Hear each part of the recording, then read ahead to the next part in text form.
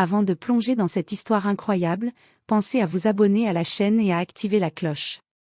Ici, chaque récit a quelque chose à dire, et vous ne voudrez pas en manquer un seul. La nuit tombait sur la petite ville de Riverwood, où les rues, habituellement calmes, étaient ce soir-là étrangement animées. Les lampadaires projetaient des halos jaunes sur le bitume humide, et un vent froid s'engouffrait entre les bâtiments silencieux. Dans cette atmosphère étrange, 2 policiers patrouillaient, sur le qui-vive, à la recherche de la moindre anomalie. Soudain, au coin d'une ruelle faiblement éclairée, un homme se tenait là, immobile, observant la patrouille. Ses yeux, perçants et calmes, semblaient lire chaque mouvement. Les policiers, pensant qu'il s'agissait d'un suspect ou d'un vagabond provocateur, s'approchèrent. « Monsieur, reculez !» cria l'un d'eux, sa voix trahissant une nervosité qu'il refusait d'admettre. L'homme ne bougea pas. Il ne dit rien. Rien que ce silence pesant. Un frisson parcourut l'échine des policiers. Mais avant qu'ils ne réalisent quoi que ce soit, le geste qu'ils croyaient être un refus d'obéir s'intensifia en confrontation. Les menottes claquèrent, les ordres fusèrent, et la première gifle retentit. L'homme tomba presque, mais se redressa avec une aisance surprenante.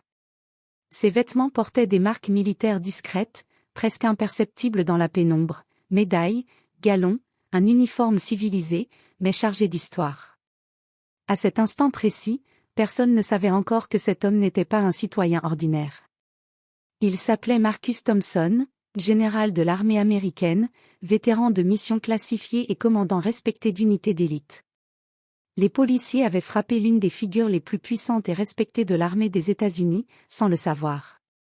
Et dans le silence glacé de cette nuit, un simple geste allait déclencher une tempête de peur, de justice et de révélation qui bouleverserait toute la ville de Riverwood.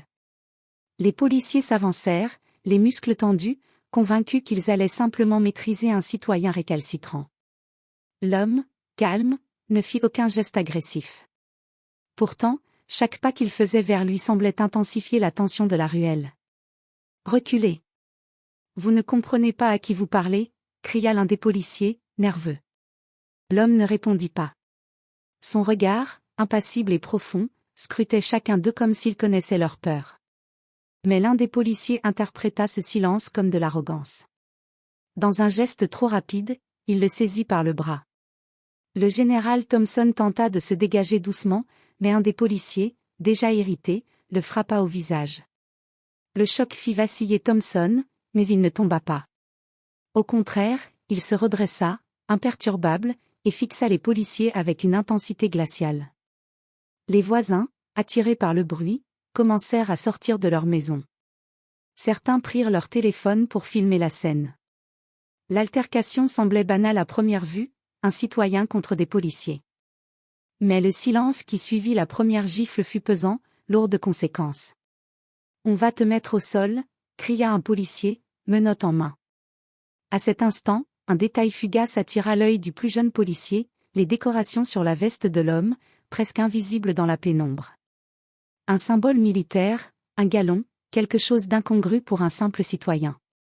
Le policier recula légèrement, le doute dans la voix. « Attends, ce n'est pas possible. » Mais il était trop tard pour reculer. Le général Thompson, calme mais déterminé, se redressa, son visage à quelques centimètres des policiers. Il prit une profonde inspiration, et ses mots glacèrent l'air. « Vous avez frappé un soldat, et vous n'avez aucune idée de qui je suis. » Leur cœur s'arrêta un instant.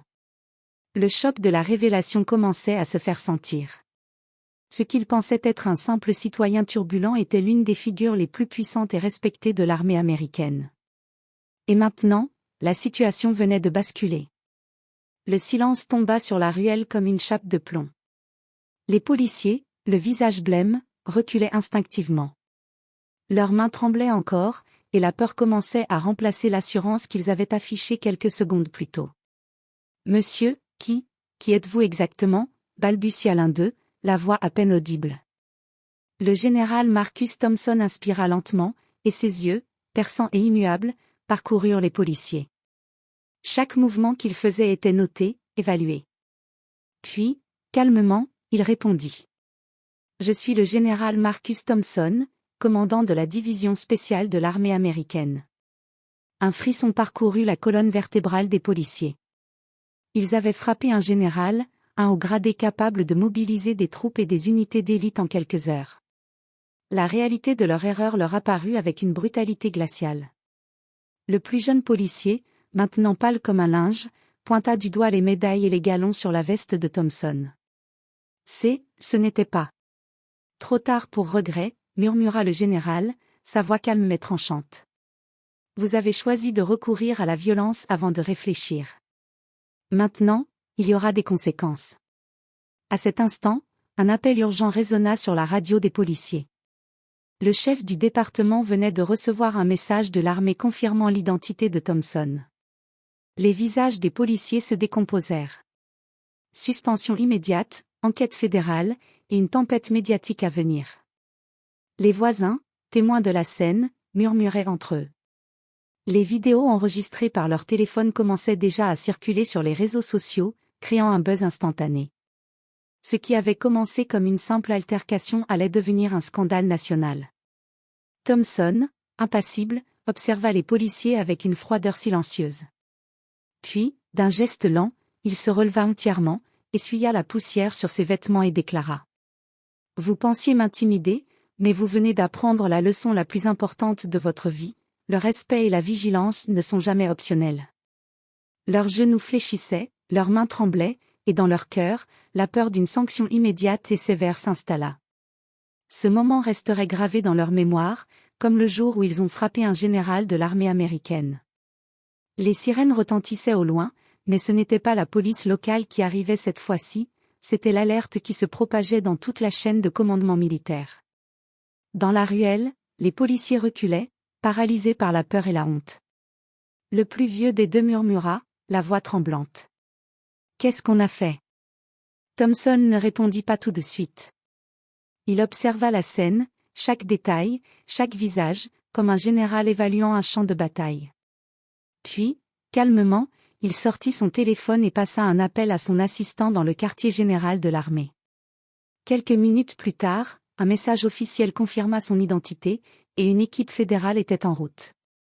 Les policiers furent suspendus sur le champ. Leurs collègues, choqués et confus, regardaient la scène à distance.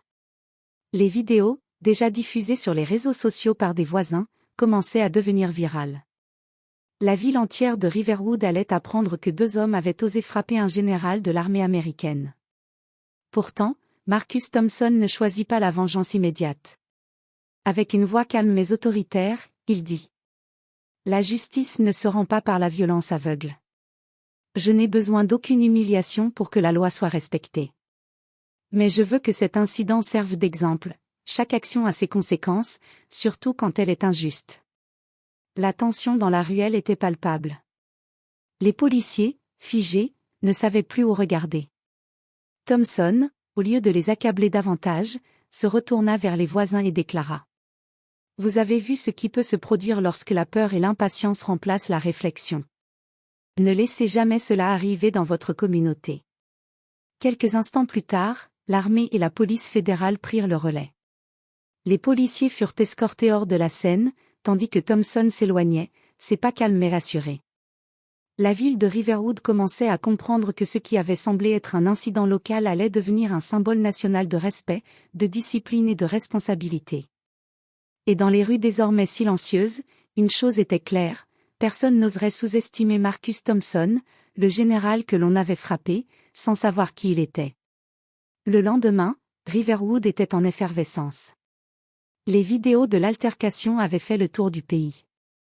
Les chaînes de télévision et les réseaux sociaux diffusaient en boucle la scène, deux policiers frappant un homme, qui s'était révélé être le général Marcus Thompson, figure emblématique de l'armée américaine. À la station de police, la direction était en crise.